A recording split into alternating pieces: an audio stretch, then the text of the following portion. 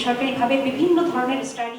বাংলাদেশের প্রেক্ষিত পরিকল্পনা 2041 অর্জনে সার্বিক বাণিজ্য সম্প্রসারণ, রপ্তানি বহুমুখীকরণ, শিল্পের বিকেন্দ্রীকরণ ও আন্তর্জাতিক বাণিজ্যে সক্ষমতা ধরে রাখা সহ নানা বিষয়ে সম্প্রতি জাতীয় লজিস্টিক নীতি 2024 প্রণয়ন করেছে সরকার। লজিস্টিক নীতিমালাটা আমি ক্যাবিনেট মিটিংয়ে যাওয়ার আগে একবার পড়েছি এবং আই ওয়াজ সো এক্সাইটেড।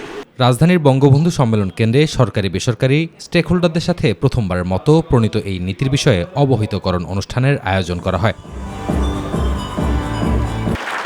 অনুষ্ঠানের প্রধান অতিথির বক্তব্যে শিল্পমন্ত্রী নুরুল মজিদ মাহমুদ হুমায়ুন জানান, লজিস্টিক নীতিমালায় দেশের অর্থনীতিকে আরও গতিশীল করবে। লজিস্টিকের অর্থ হয়তো একটা স্বাভাবিকভাবে মনে হবে অন্যরকম কিছু, ব্যবসায়ীদের মধ্যে একটা আস্থা আসবে, যারা ইনভেস্টার, যারা করে আছে তারা একটা পথ পাবে, কোথায় যাব, কোথায় আছি, কোন জায়গাটায় আছি, কোথায় যাব আমরা, আমার নির্দেশনা।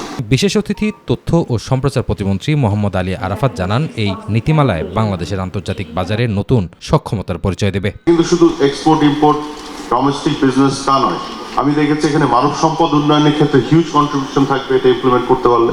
আমাদের শিক্ষা খাতে, স্বাস্থ্য খাতে, সকল ক্ষেত্রে এটা একটা হিউজ কন্ট্রিবিউশন থাকবে এবং এই পলিসিটা implementation by itself will create lots of employments. Mohibul Kader, my TV, Dhaka.